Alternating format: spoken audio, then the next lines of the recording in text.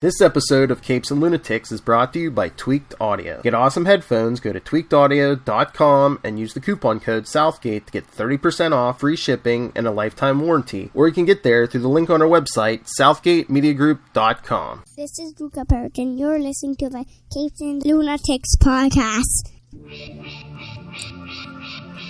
Hello, everyone. Welcome to the final Shagadelic episode of the year for the Capes and Lunatics. I am Phil. Joining me, as always, the stash from Jersey, the man, the myth, it is Charlie the Professor Esser. And sorry, I always come too quickly. There you go, Phil. Nobody tell Rob. And the queen of the armadillos from Florida, the better half of Marnell. It is.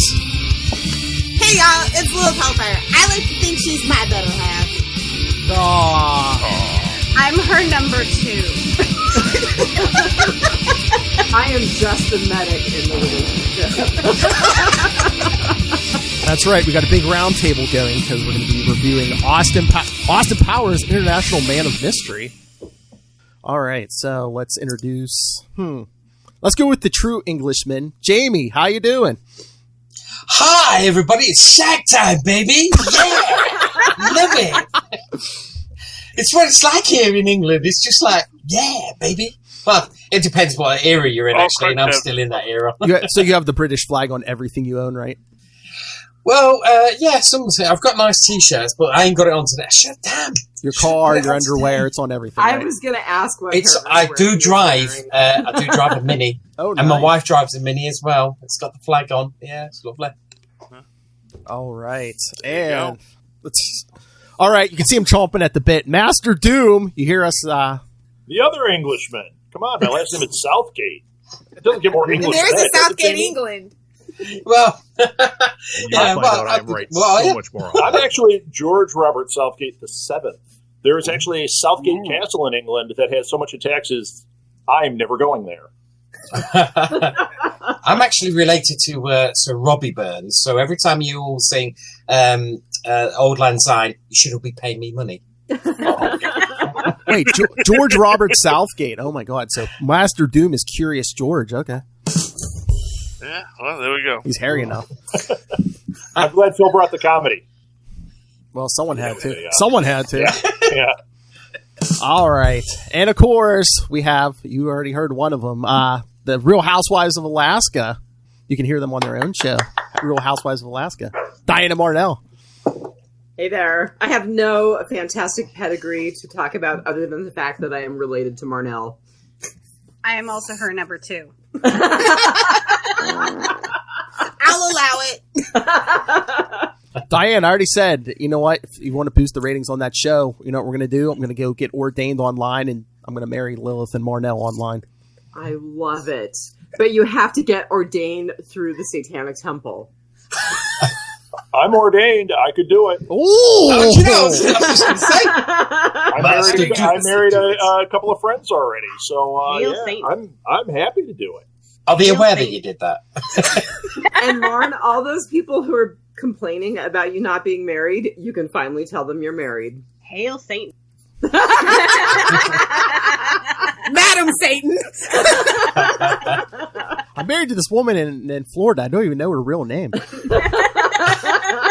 I love her dogs. That's all that matters. And of course, another Walking Dead alum. We've met him through Dianne and Marnell. Steve, nice to have you back, Steve. Yay! Thank you. Yeah, baby. He's a man, baby. He sounds better than me. But yeah, it's been a while since I watched this. I just watched this afternoon for 1997. Seems so long ago, and it was. Yeah. Yeah. I have to say that was like the weirdest thing to me. When we get the throwback technology, and then I realize, oh wait, that's not meant to be throwback technology. That was cutting edge at the time. Like, when he logs on and it's like AOL, and it's like, oh wait, no, that's actually That was what we had back then. Yeah, what were they Back talking? then we had AOL. And what were they talking That about? notebook was like this thing. I was gonna say, what were they talking to Basil on? Was that like a Palm Pilot or something? It was like trying to shut it. And I was thinking, I honestly, because I watched it, I was like doing some bits, I was watching it thinking, is that a prop? Or is that real? Oh, that was real. It was like, and That was an because Acer. Wasn't that one of the old Acers? I think it was, yeah. I think it was when Michael York's on it and all he's proper like, but I was thinking, where's his HD lead? Now, have you got one? Where's his HDMI cable? We didn't have those back then. Oh, No. It was I like how every time stone knives and bearskins. every time Scotty entered the room, you'd hear from the other room his grunge music playing. yes. That was fantastic. Yeah. Should I, Scotty? I like it when he comes in, especially. Well, this is a bit further on in the film. I don't know what structure you got, but do you know when he's going like, "I'm going to put him in that room and not watch him die," and he goes, "Hey, I've got a gun in my room. Let's just pop him. Let's just do it now." And he's like, "No, Scotty, no." It just shows the evil genetics asserting itself. You know that Scotty always was evil. He just needed encouragement. Scotty, You know, and Scotty and I would have made a good pair because what is the one thing that I complain about? Like your One thing. evil villain monologuing and like I'm not going to watch him die. I will just assume that he does and I will leave. It's the exact same thing we saw Fear the Walking Dead last season. Just saying. And let's be fair, Beta and Daryl when they had their big brawl. That's true. Yeah. Every one of those seasons would have been better with frickin' sharks with frickin' laser beams on their heads. Even Yeah. slightly ill-tempered Seabass, let's be honest. I Yeah, think those more than Seabass were slightly. nothing to mess with. Let's be honest. They beheaded that guy. They're a little bit more than slightly Yeah. ill-tempered. I mean, were Did people you guys just... watch? Did you guys watch the extras? I don't know if you watched it on Blu-ray. Yes. Where it showed. No. I mean, these were. Oh, kind of, no, maybe I watched something Well, different. No. what they did is they showed there were a couple of things. There were deleted scenes, and then there were two alternate endings. Which the alternate endings had one kind of joke, and the rest was terrible. So I'm glad they didn't use those. But the deleted scenes, they had a couple of different things where you got to see what happened to the henchman's family or their lives. So the guy who got decapitated, they show his wife in the kitchen. And the son comes in like, "Where's Dad?" She's like, "You know he's a henchman for Dr. Evil." And she gets the call, "Dad's been decapitated." Oh, no, it wasn't Dad. She was the one that got run over by the steamroller. The other one was his buddies were at a Hooters, and they were having a bachelor party. And they're like, "Hey, he's not going to show up because he got it decapitated." I watched that film with those scenes in. And it was Rob Lowe was the guy who got the phone call. Who was number two. Yeah, Hooters. I watched the version of the film I watched with those scenes added. So Was know it when a the TV guy. version? I did too. Did you? Yeah. It was probably a TV version, right? Well, I downloaded it. Actually. Oh, I was going to say, I rented it off Amazon. I own these. Wait a minute. Oh, I know. That's like It came got the, out when I was in like 6th grade. I was obsessed with this. that's like movie. Yeah, and to keep with the spirit of the film, it took me 20 hours to download it on my Acer. Can But I just that- tell you, Lily, no. you just made me feel really old. Okay. Oh, It's what I do. It's the only thing I. Grade. we were podcasting this morning, and when we were done, she's like, "Oh, you're gonna go rewatch it?" She's like, I know these movies off, by word for word." I do. yeah. Actually, we didn't see this in theaters. I wasn't interested. I'd see the previews, and I was like, "Yeah, it just looks like another one of those Saturday Night Live movies," which tended Which to not totally be very good. was not. Right, exactly. Compared So to then Wayne's World. if when you're the gonna go second that one route. came out, our friends were like, "Oh my god, it's so funny!" So we went and saw it, and we laughed hysterically through it. So then we went back and we watched the first one. It's funny though; we liked that, but Martha had no interest in reapproaching this one. She only wants the second one because she's like, if it doesn't have Mini-Me and Fat Bastard, I am not down Get with it. in my belly. But I will tell you another interesting thing. A lot of people criticize the second one because they're like, it's just a rehash of the first one. Watching this again, the second one is beat for beat this first one. So they really did steal so much, just copy it. But they really did. They gave you the time travel twist. But they made it funnier in the second one. Well, and I like Heather Graham better, so. Felicity Shagwell. Well, do you know, when I watched it, I never knew that was Will Ferrell playing Mustafar. Never clicked. And even when I watched it, I was thinking, that don't look like Will Ferrell. But it is Will Ferrell. Yeah. And I liked it how Robert Wagner. Yeah. He's like, he's made the evil corporation the biggest. He's like, he could have bought Google, really, couldn't he? This guy wants to run it back into the ground. Yeah, if they made this now, it would have been that he had started Amazon and Google. Exactly. Yeah. Right. The other thing, well, because in the sequel he has Starbucks. Yeah. So, but the other thing is there was a deleted scene with number 2 at the end when he calls Austin over and he's like, sit down and talk. And in this one, I thought it was funny. I'm like, it kind of jumped. He goes, sit down and talk, and then Dr. Evil's like, no, and he kills him, right? Yeah. But in the deleted scene, he has a briefcase with $1 billion in it, and he's like, Austin, this is yours if you help me, defeat Dr. Evil or whatever. And then Dr. Evil kills him, and you're like, well, that kind of makes sense. That actually was a deleted scene that should have been there, as opposed to the other ones, which would have, they didn't really work. Well, they need to bring him back. I think that scene was in my version as well. No, I'm sure it was. I'm going to check it. Rob Lowe, I believe, was Robert Wagner's. Is he his son-in-law in real life? Ooh. I think they are related somehow. That's why he did. That's why he was in at this one. But in the second one, he did an impression of Robert Wagner that was so spot on that they put him in as Robert Wagner. Yeah, the time travel. Yeah, I was 60s version. I was actually kind of shocked at the people who weren't credited who were in the film. I mean, we all saw Carrie Fisher. Yeah. Tom Arnold. Yeah. Susanna Hoffs from the Bangles. Wait, where was she? She was in the band. Yeah. So actually, Mike Myers, her, and somebody else, Matthew Sweet, toured around as a band before the movie. Yeah, and then Sherry O'Terry was in it. Christian Slater was in it, and then Rob Lowe, as you mentioned. I read through the IMDb, and I was like, "Wait, I didn't see Christian Slater. Where was he?" He was the security guard. Yeah. Oh, okay. That got Jedi mind tricked. Okay. Yeah, okay. Also, Yeah, I didn't catch him. Michael McDonald plays the guy who gets run over by the right as well. Yes. I was going to mention band, that, but the band that they're in at the end, it's called Ming T. Yes, and they actually released 3 albums that it mostly became Matthew Sweet and Susanna Hoffs because Mike Myers went on to do other stuff, but there are 3 albums out there that are mostly covers of their favorite songs. Any good? Really? It's not bad. They're not bad, Because it reminded me of what is the name of that band? XTC. They put out 2 albums under a different name that sound like 60s albums.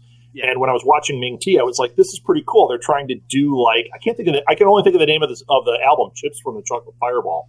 I can't think of the name of the band, but it was XTC basically got challenged. They were like, your stuff sounds like the 60s, but you couldn't have sounded that good if you were in the 60s.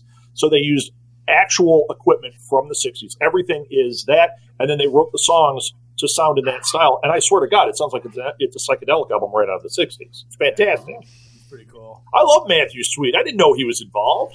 I had actually forgotten, and I had to look him up, and I was like, "Oh, he did that song, Girlfriend." Okay, Girlfriend is the best. Yeah. The band, it's Austin Powers, and then Susanna Hoffs is a character named Jillian Shagwell. Matthew Sweet is Sid Belvedere, and then Stuart Johnson is the drummer, and he's Manny Stixman. And then the last member is a guy named Christopher Ward, who plays Trevor Agberth is his name. So they created fake names fantastic. And identities and everything for the whole group. Yeah, it's pretty cool. You can get all their music. It's all available on all your normal. Oh, that's cool. I gotta throw props out for Burt Bacharach because I love it. I really do love him. And if you guys have never seen the movie, there was a movie put out a few years ago called Grace of My Heart, where he and Elvis Costello did the bulk of the soundtrack, and it's a great film, and the soundtrack is great. Isn't that Ileana Douglas? Yeah. don't know what I was going to say. Because I like Elvis Costello, and didn't he do a couple of covers? No, he did a whole album with Burt Bacharach. So and it's really song great. that I know best is the song "God Give Me Strength," which was used in the film, and it's a great song. Yeah, it was funny because when he had Burt Bacharach here, it made me want to see the second one when he goes, "Ladies and gentlemen, Mr. Burt Bacharach and Mr. Elvis Costello." But that didn't happen. So. I haven't watched the sequels in so long, and I honestly had not watched this one since it first came out. I watched it last night. I haven't been feeling so great. I'm a little under the weather, and it made me really happy. I mean, it was. I was really pleasantly surprised by how much I enjoyed it. Yeah, Cool. yeah. I like the opening scene is so iconic though. Like that hooked me. Like I was just like, yes. The opening scene. Yeah. Yeah. I forgot how funny that was. Yeah, and they got even better, didn't they? 4.75 ill-tempered sea bass out of 5. Let me break up the love fest here because it's not like this film doesn't have problems. Oh. Nobody said it didn't, but it's hilarious. It doesn't have They're hilarious problems. Oh no, this is a problem. This is a solid problem that just completely destroys the entire film. Oh, he's going to throw Lucky Charms on the bodies right now. Everybody needs those Lucky Charms. When Austin is being seduced by the fembots, now you might say, "Oh, why did they gas him, not just shoot him?" Yeah, baby. Granted, but that is how he knew that he would be able to seduce him because he knew they would have shot him, except he was already too dang sexy. But when he tries to resist their advances, he imagines Margaret Thatcher naked in the cold. On a cold day. He doesn't know who Margaret Thatcher is. But he did watch that video. He did watch that video. Yeah. The video had already happened, and there's no way he wouldn't have watched the history of England up to that point. So he absolutely 20-hour review. He's watching that history. Yes, but would he have any kind of? Would he have an emotional attachment to her? It might have been that scarring. Well, That's what he was trying to avoid. I've often used that phrase myself in, as you know, back in the day. So, and now I've got no attachment to the lady. I just want to go with I guess what I'm saying is, I'm saying to pick Margaret Thatcher out as a clear callback. It doesn't sound believable to me. Well, you couldn't do it now, could you? You couldn't do it now because you'd be going, Gillian Anderson. Oh! That is my point. It's like if you I wouldn't have a problem from the with 60s that. to the 90s. Yeah. I'm trying to headcanon it. Like my headcanon well. to try and headcanon it. I'm trying to think. Oh, maybe he met a young Margaret Thatcher, and she was just so abysmal that's just his go-to person. No. It's like, no, this girl, this bird I met, Margaret Thatcher. She's awful. And I'm just gonna. If he had, honestly, if he had met Margaret Thatcher, he would have punched her because he'd go, "She's a man, man. Look at her voice. She's a man." Austin, that's my mother. No, Yeah, you didn't make this movie in 2020. No. Matter of fact, Mike Myers isn't allowed to make movies since Just falling on top of her in bed. Although we see that was so weird. That Yeah. Yeah. I had an issue. I was like, oh. You couldn't do that today. Crazy. Oh. When he's on the round bed, and he's like, oh, I fell over. Right. Falling over. It's like, behave. Yeah. Let's admit, there were a lot of awful sex jokes in this movie. Awful. I just figured it meant the 60s was just full of that, which I assume is correct. To be fair, okay, I watch a lot of Laugh-In right now because it's on Decades, and I leave the TV on when I fall asleep, and that's like one of the channels that comes in. It seeps into his brain. I mean, honestly, the 60s were a very scary time. I would not want to be a woman in the 60s. The amount of sexual assault that was just sort of casual, mind you. Yeah, it was uncomfortable. It was uncomfortable for me as a big fat man who's not going to get sexually assaulted in the 60s, generally speaking. I always wanted a woman from the 60s, but as I get older, it seems that I'll be getting a woman in the 60s. You know? But no, I was looking. yeah, This movie was originally released on May 2nd, 1997. So this was our MCU movie for 1997, basically. Yeah. Because the sequel had Steven Spielberg in the beginning, didn't it? And it also had Tom Cruise. Tom Cruise was. Or was that the third That's one? the third one. The third because one. The intros got bigger and bigger, didn't they?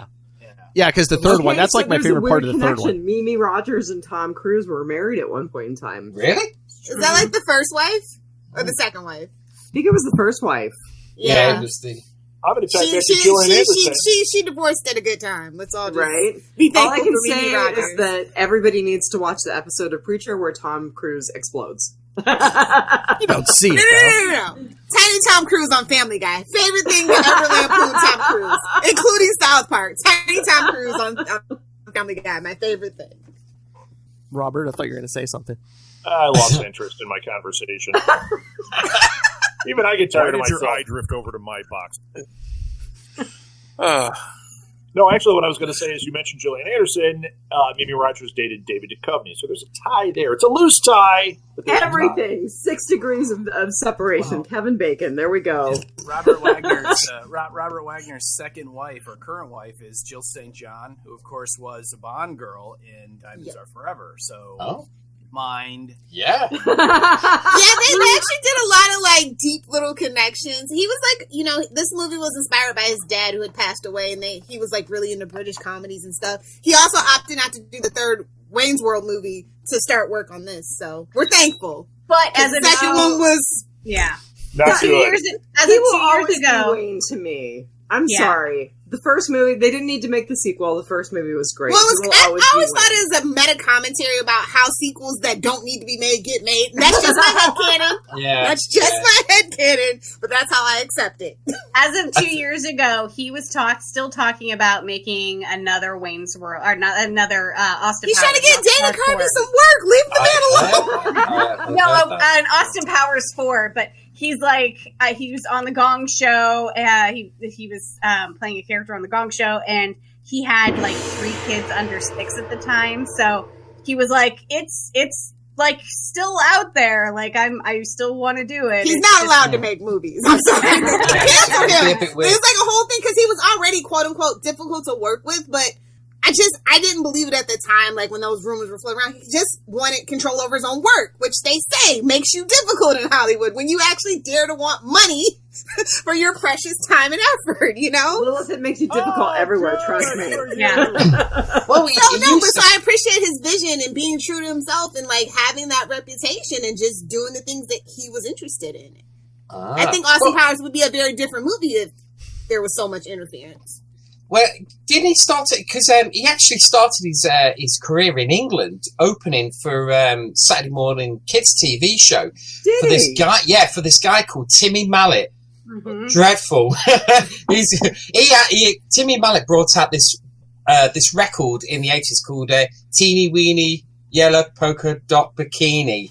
It was like a remake of that. Yeah, and he was on that. But when the kids were all, as they were filming the show. Mike Myers would be the opening act to get everyone all riled up for Timmy Mallet to come on, and then of course he just had and then he just had nothing. The hype man! Oh my god!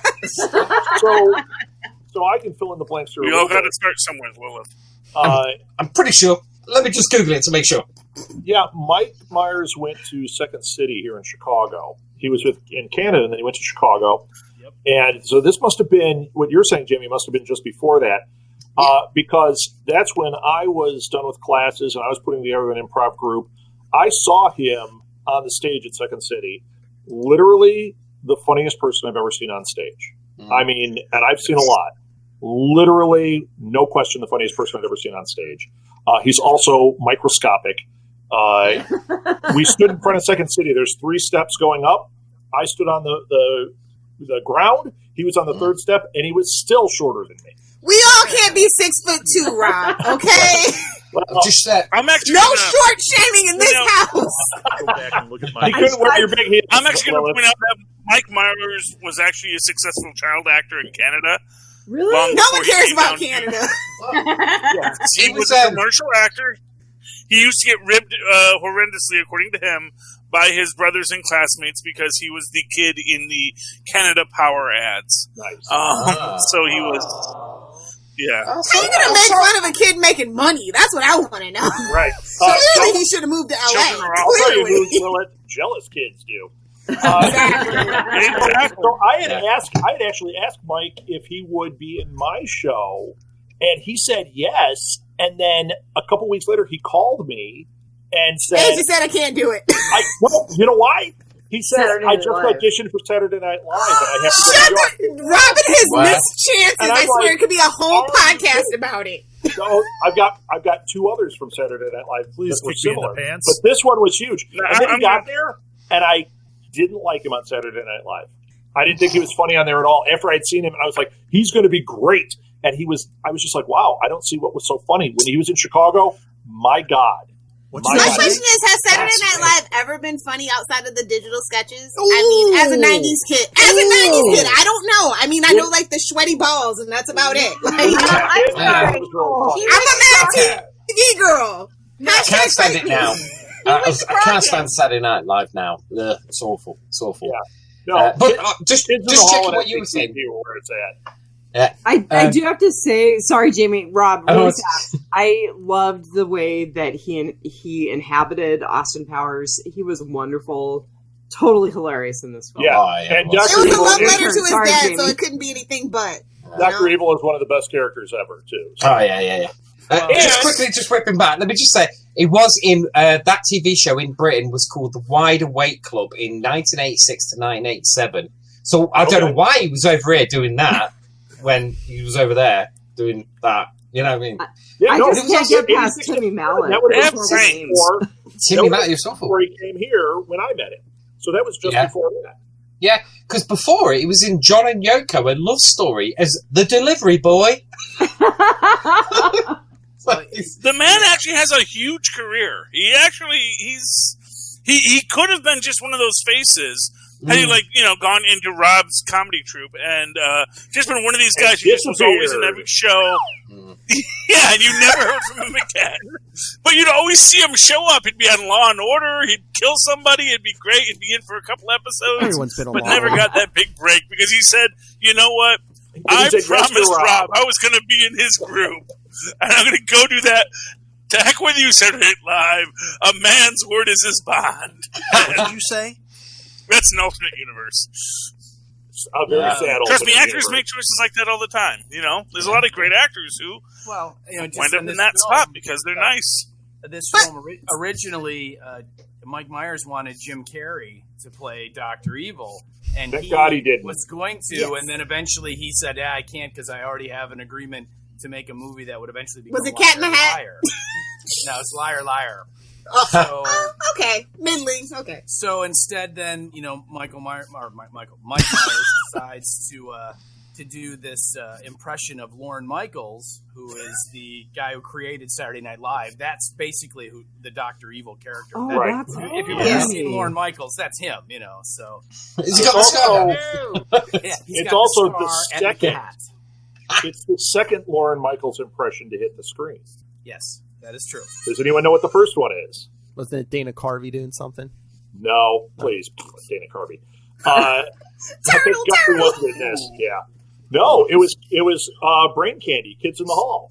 Oh, really? The head of Stummies is doing an impression of Lorne Michaels. Yeah, everybody. Oh yes, okay. Yeah, I heard him. Yes. Yeah. And then what was funny is he got hired to Saturday Night Live after that. He was like, this is career suicide. They'll never hire me because I'm doing this Lorne Michaels impression. And then he got hired to Saturday Night Live. That is a true story, man. Yes. Amazing. I guess Lorne Michaels likes it when you make fun of him. So, it's punching up. He knows it. If you make a money, can't look like a poor sport. Right. Do you know, Dan? When you said about Cat in the Hat, when I was watching Austin Powers, I was thinking, Man, his Cat in the Hat is Austin Powers, just in a cat suit. You know what I mean? It's 100% the same character. Well, he even comes on to the mom. In Cat in the Hat, he even comes on to the mom. And it's like, ew, what is going on here? Who let that be made? Dr. Seuss rolled over to his grave on that one. So are we saying he doesn't want to ad-libbing? Oh, that's his wife needed to cash some checks, so it works out. I might have met him for Wayne's World. I might have liked him during Austin Powers, but I absolutely fell in love with him doing Shrek. So I'm a 90s kid. What do you say? There you go. Right. Yeah, absolutely. I got another tenuous connection. Hold on. Oh, God. Get this. The very first, when I first went to Second City and was in their training program, it was actually like an offshoot training program. The very first class, we had to do a thing where we sat across from people and we did our whatever, meet each other and blah, blah, blah. And the woman I sat across from, she wasn't in our class for very long. I met up with her again later, and then it turned out she was dating Mike Myers. And she's the one who became his wife, and it was her mom that he was doing the impression of when he did the verklempt thing. Oh, how funny. Ouch. So that is another weird, tenuous connection. Like when I met her, she's like, oh, I'm dating him now. I'm like, really? Can you tell me swing by? I got an offer for it. Oh, well. So in other words, don't meet me. It is career suicide. I bet you've got loads of stories like that, Rob, haven't you? Jamie, you have no idea. I'm telling you, Rob, you should make that a Patreon podcast. Missed Encounters with Rob Southgate. we play sounds like a Saturday Night Live skit all the time. And it's funny. I see the logo now. Now that Molly did a feature film with me, we play 6 Degrees of Separation from Molly Southgate, and she's within like 2 of everybody. Oh, that's funny. It's crazy. And I'm going to give a shout out, co-star of ours. You guys haven't seen the movie yet because it hasn't come out, but we're in a movie called For Profit, and Bert Bolesco plays a DJ in it, and he just passed away. So, moment of silence for Bert. Great guy. And that's the moment. That just happened too. So this is the first time I've been able to talk about it. Awesome. And Chris from Blue Box played his DJ assistant. So I just keep giving Chris crap that he, was trying to up his IMDb ranking, but it's not going to work. Could be worse than the cameo on Jingle All the Way. It'll be all right. Oh, Lilith, in this movie, it might be. Hey, I'll tell you now, I'm writing a sequel a proper sequel to Jingle Away where Rob Rob is the guy that's taking the vintage toys. Did you see the sequel, Jamie? The one with what's his name? The Get Her Done. That guy. Yeah, from Larry, the meter guy, isn't it? Mater, him. Yeah. What's his name? Oh, awful. Oh man! Could you imagine being the James Bond movie that comes out after Austin Powers? Could you just imagine? Oh God! Like even Daniel Craig kind of spoke, and I'm like, no, they. As much as I love Pierce Brosnan, y'all know my James Bond. Y'all can fight me. Really? No, it wasn't. They did become a little more corny. And even though I don't like Daniel Craig, they are more polished than. Oh, the Daniel Craig ones are awesome. Gimme. I'd much rather watch Daniel Craig. I might have to fight you on that one. Oh, yeah. He actually said in an interview that Austin Powers ruined James Bond, and that's why Casino Royale is so dark and gritty. Yeah. We're doing the Batman Begins for the James Bond. Right. So and let me hit you in the grundle with this sack of rocks. Rob, just so you know, I too am a graduate of the training center. Oh, way back! Nice secret handshake. The other one? The other one before training center. What was the other one? I was just I don't know. I got my diploma on the wall over there. It's a Second City Training Center. So. Oh, they didn't have paper when I was there. Back in my day, we did it on a handshake. It didn't. The only thing they had it in tablet. Yeah, stone tablet. Yes. I have a couple of college degrees. I have a piece of paper that says I'm an ordained minister, so I can marry you guys, and I have one that says I'm officially a Jedi. So I've got the same one. I'm a Scottish lady. I bought land. I'm a member of the Satanic Temple. Nice. I am just the queen of the armadillos. I feel so. So if anybody's wondering, this is what a lady acts like. I'll allow it. Doomed. Matter of fact, that's the template. Why do you even bother with the mug, Marnell? Because she's on camera. She's a lady. Did you just not hear her? Because she doesn't have a problem. As long as the mug's there, there's no problem. The rum is almost gone. We may need to wrap this up. Yeah. It's only been 35 minutes. Look, the truth is, it was this tea or Dayquil because I'm pretty sure I got the COVID. No.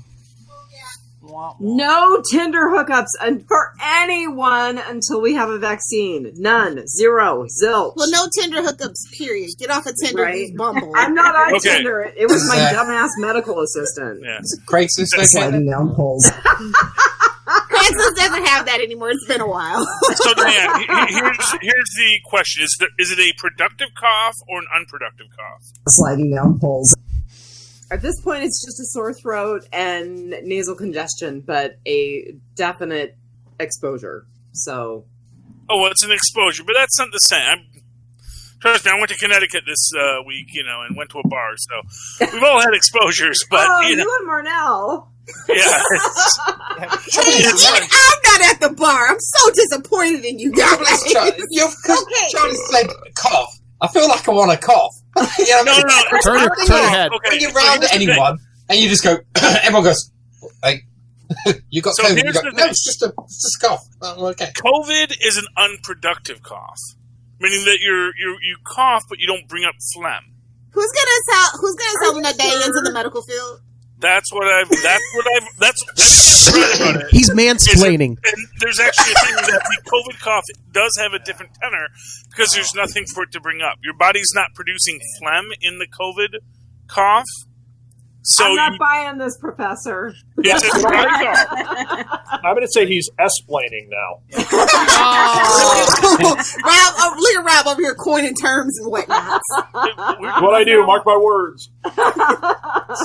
Look it up. A symptom is an unproductive cough. Mark my words. Cough that is not. Hey, that makes my life easier. Could you follow me around and do that, Bill?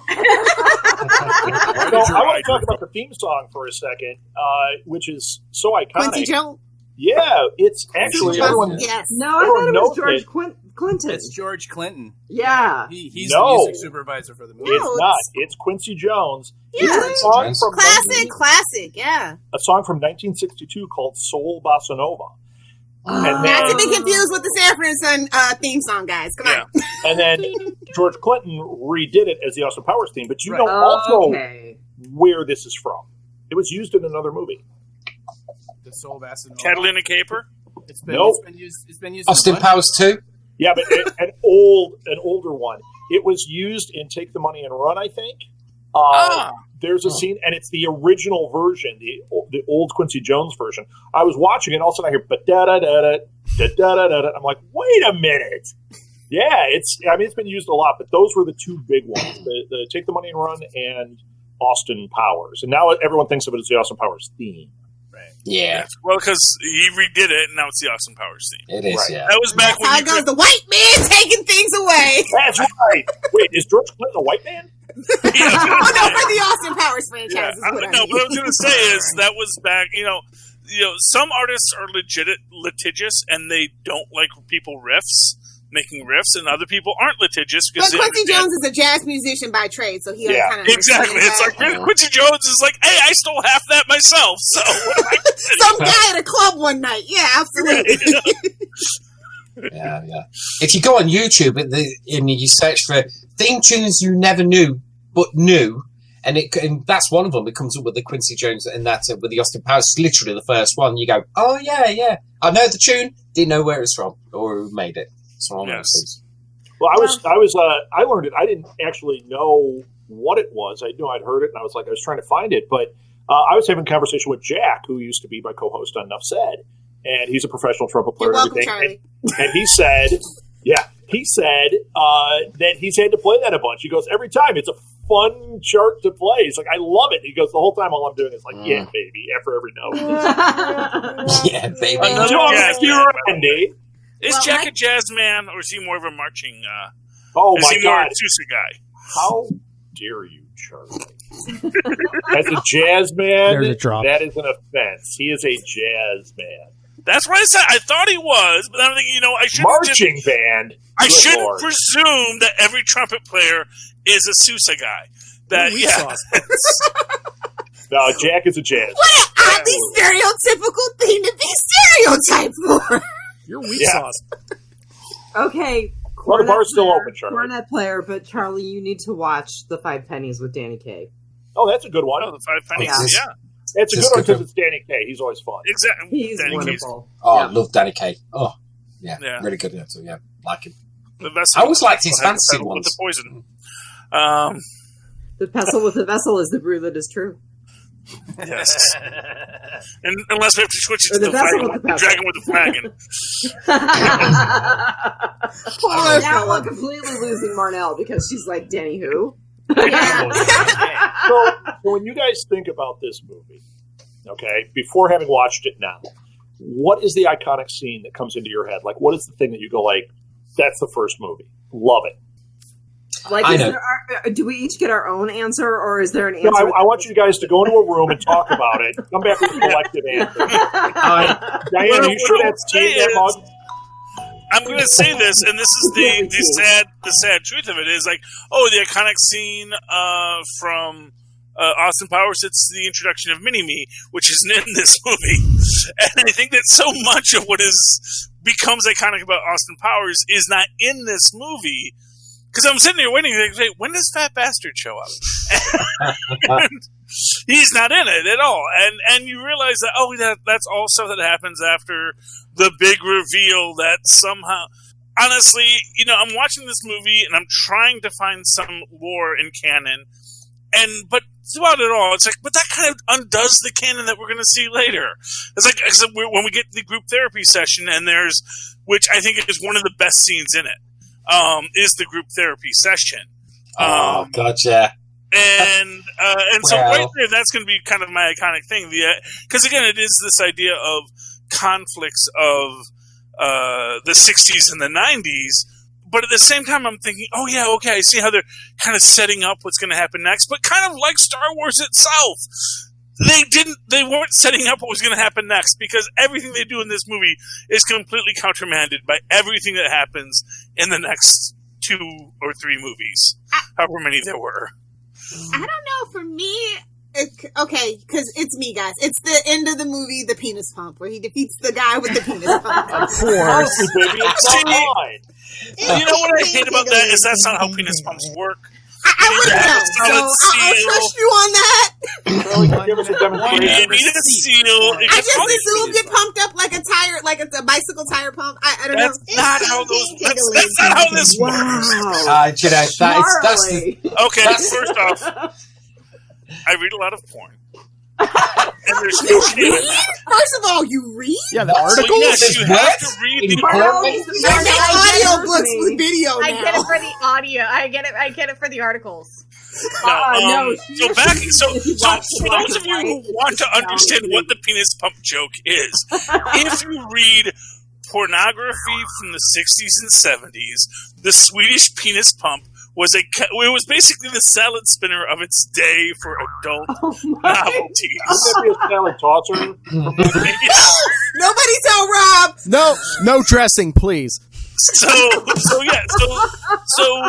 schematics of the Swedish penis pump was something that if you got Playboys from the 70s, which I'm sure Mike Myers did, probably even older Playboys that were in his father's sock drawer, he is well versed in these things.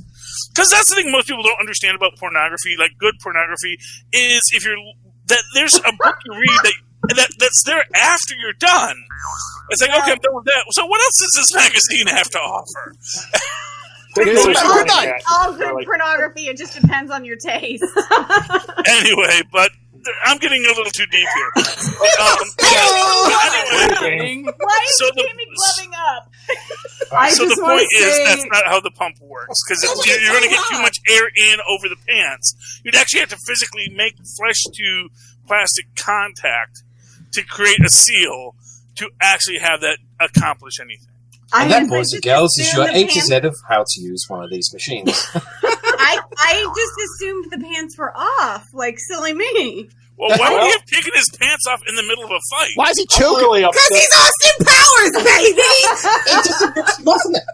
I'm really upset now that we didn't have a Capes and Lunatics gift guide item that is a Charlie Answer shirt where it says, "This penis pump is my bag, baby."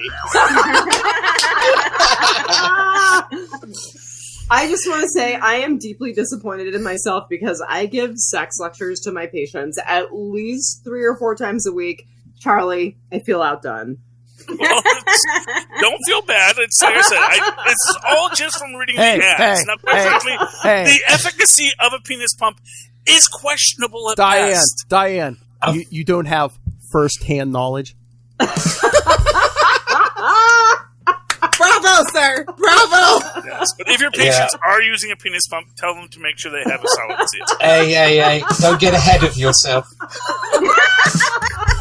The actual point is it creates a vacuum that causes vascular expansion, and that's actually what allows it, which means if you don't have a solid seal, you can't create the vacuum.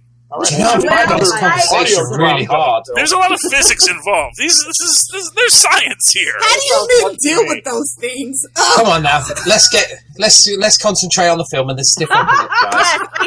Margaret Thatcher on a cold winter day. Margaret Thatcher on a cold winter day. One Swedish-made penis enlarger. That's not mine, baby. This discussion has lasted more than 4 hours. Wait, wow. This is the end of podcasting in general, right? Yeah, Phil. You know, when you post this, there's a thing called the explicit. You can click that, right? Oh, can we go explicit? No. There's been no naughty words. We're not we're not the Real Housewives of Alaska. Terms. We don't need explicit. Okay. Charlie got to say what his favorite. He got to say what his favorite scene was. Lilith got to say what her favorite scene was. Rob, you're next on my screen. Go. Oh, no. I have to go? It's not my favorite scene. It's the one that immediately... Iconic. He's an old man. He can't go right away. I'll tell you one that pops into my head all the time is the scene in the hallway when he's on the golf cart. Like, every time I see one of those hallways, like I'm someplace, I'll be like, Austin Powers. It goes into my head all the time. And I felt personally called out because I am such a shitty driver. I was going to say, that is me trying to unparallel park after somebody else parked behind me. Yeah. Personally called out. Yeah, I know it's just a minor moment, but it's one of those things that I think of that all the time. But again, it's this honest statement that, you know, if you actually watch old films from the 60s, because there are a lot of very 60s references throughout this, which is that, yes, they would have the guys in the golf carts driving down the hallways, and you would realize there's no way you could turn around if you needed to. And, like, if two golf carts meet, it's like they both have to go all the way back. Yeah, they have a thing called reverse, Charlie. Well, yes, but way to travel is the point. Is that this is not that this super high tech? We're just going to ride the cart to where we're going, but it's like you might as well be on a train track because you can't go back. See, Charlie read the ads in Golf Digest magazine. Leave Charlie alone. He only knows how to drive stick. Noise. So if I can drive anything. Oh! Dianne, you're next on my story. So for me, it is absolutely the cutaways to the band and the go-go dancers. Those are my favorite. Yeah. I love those. I love that too. And now we know who they are. Thank you, Steve. Right? Yeah, we do, Steve. Yeah. All right, then Jamie's next. Well, I've got two. Right, the first one is the steamroller and the security guard. When he's going, no! And it's like... It is standing there for like 10 seconds. It really goes slow. Makes me laugh so hard, that does. Yeah, because one of them actually really jumps for it. Jumps for it. And it's like, everyone's like, he's going to floor it, too. So he's going as fast as he can, right? Yeah. And the other one is when Vanessa's saying to him about because he's been over to that girl to get the information, he goes, "Yeah, I shagged her, baby. Yeah, she's the village bicycle. Everyone's had a ride." Yeah, I was thinking, yeah, I've been there before. Yeah. Yes. One thing I will say though, with regard to the steamroller scene, I think that guy had massive gambling debts. And essentially, it was like, you know what? The only way I can get out of this is because Perich has a really good accidental death and dismemberment policy because they are an evil organization. So he's like, if I die in the field of battle, then my kids get all of this My wife and kids will get the money. Yeah. So it's like, he has to wait for it to get run over by Austin Powers. I'm asking for a friend who's about $400 billion in debt. Yeah. You got to get the life insurance policy first. That's the Try to make you listen to all this. So never let your accidental death and dismemberment policy be bigger than the amount you owe. That's my fiscal rule. Okay, Steve, it's your turn. All right, cool. I actually have two. Number one, you meant is twigs and berries. I gotta make sure all my bits work, darling. One is the big boy. The big boy rocket. That's just a very iconic thing from this film, and of course, being a kid that grew up in Mike Myers' age group, I remember big boys, so that means something more to me, I guess, than maybe Lilith, who is going big who. And then the other one is the club they go to in London, the Electric Psychedelic Pussycat Swingers Club, with the Strawberry Alarm Clock playing on the soundtrack. Yes. That's just very iconic for me of them sort of spoofing the 60s mod era that they're making fun of there. I just think that was great. So those are the two. All right, now I'm afraid. Marnell, what was your Fembots. Oh! I loved they paired it with Nancy Sinatra. I just loved the Fembots, and I especially love the second movie where Vanessa turns out to be a fembot. How was that possible? That's the one thing that I think, yeah, because her mum is in this first film, and they interact as in mother-daughter. Then she turns out to be a fembot, and I was like, I think she was replaced at some point, between the time they got married. But he never goes looking for it. I'm going to give you a different headcanon on this. Essentially, because she never had a child of her own, when they first broke into the fembot location in the 70s and found this baby fembot, she was able to raise it as her own after they blew up the facility because it bonded to her. And so it was always a fembot waiting to be activated, but they thought they had deactivated the fembot. So you're saying that it grows? It was a baby and it grows organically? It is. Have you never seen Terminator? They build the robot. I was going to say, what is this, some Westworld crap? Charlie, hey. You should start writing for Disney and Star Wars. Rostam's Universal Robotics, the robots were actually organic beings grown in vats. And if you ever saw Star Trek, man, when you see the baby Borg, they had Borgs in baby incubators. This is a thing, man, and they grow into what they're going to be. Because you can't just make a fully functional. Yeah, but the Borgs were human beings, and they attached the robotics to them. Maybe she did raise it. I'll give you this, Charlie. Maybe she did raise a baby fembot. Makes no sense, but let's go with it. And they took the chip out and they put it in the adult fembot that looked like Mrs. Kensington. Yes. And that's how we ended up there. I don't know, man. I'm just saying.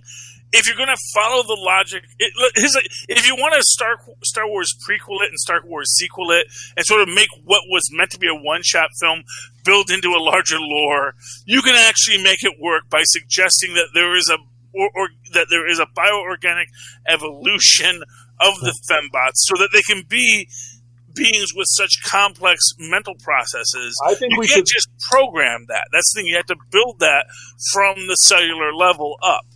I think we should this is what too many Marvel comic books do to the brain. Right, exactly. Clone Wars and robots. No.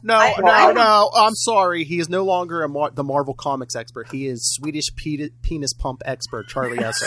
Yes. And I'm afraid I'm going to take us down penis pump road again. But I have Phil, you have to give your favorite. I have a specific down the pole. I want to hear her specific penis pump reference here. Okay. No, I have a specific question about fembots. Okay, so yes. If they grow up as babies, do they have nipples or do they have those steel things that come out? And they always have the steel things. Although they probably, like Wolverine's claws, it probably has sort of a flap over it. Straight to the point. You know, if you really want to get technical, probably it's not always medical terms. Keep it in medical terms. An open barrel. They start out as cap gun. They start out as cap gun. You don't get real ammo until you hit training cap guns. Although, as we've seen, the barrels are just a delivery device. What they shoot can vary, and can vary within the fembot. The fembot can choose to do knockout gas. I wouldn't want to be their babies. I'm going to wager they can do flamethrowers too. So I'm just saying. Well, some of us that's the only bionic or upgrade I would want. Flamethrower nipples. Baby. Are you going to take that too, Phil? Flamethrower nipples. Come on, man. I'm glad this isn't going up till the end of December because I'm going to need weeks to cut this episode up. Come on, Phil. What's your favorite? All right. Well, the one line. The one line of dialogue that I think is iconic is freaking sharks with freaking laser beams on their head. Yeah. But the scene that I don't know for some reason keeps all I think of first when I think of this movie is just him in the bathroom and Tom Arnold's in the next stall going, "Come on, boy, just grab on to something to do. What did you eat? Show it who's boss." Who does number 2 work for? That's it. You tell him who's in charge, boy. Come on. Good old Tom Arnold. And then when he comes out of the stall and the guy's in the toilet, he's like, "What did you eat?" Oh. No one's sort of like clicked on that they did a direct copy of Demolition Man for the beginning of this as well. I thought that too when he was in the goo. That was supposed to be Demolition Man, no question. Yeah, with the laser cutting and everything. Yeah. Even how he's in the embryo, like in an embryo coming out of it. Yeah. And the whole they asked where Sylvester Stallone was, and he was like, he's in the bathroom, still thawing out. And so that's where the whole evacuation complete evacuation. Yes. And as the team medic, I want to say Austin Powers needs to get his prostate checked. Well, to be fair, he's been in there coming from penis pump expert Charlie Esser. Go. I was going to say that's the side effect of too much penis pump. Unsteady stream. No, his stream was steady. I'm going to say this: his stream was steady, but it had a lot to go, and again. The equipment is such that it can go, and then you'll have a pause, and then essentially your body refills, and then it goes again. Oh no, those stops and starts are prostate issues. Yeah. Yeah. He's like, "Oh no, I have to go to the doctor." or age, or age problems. Yes. I maintain it's a side effect of the penis pump.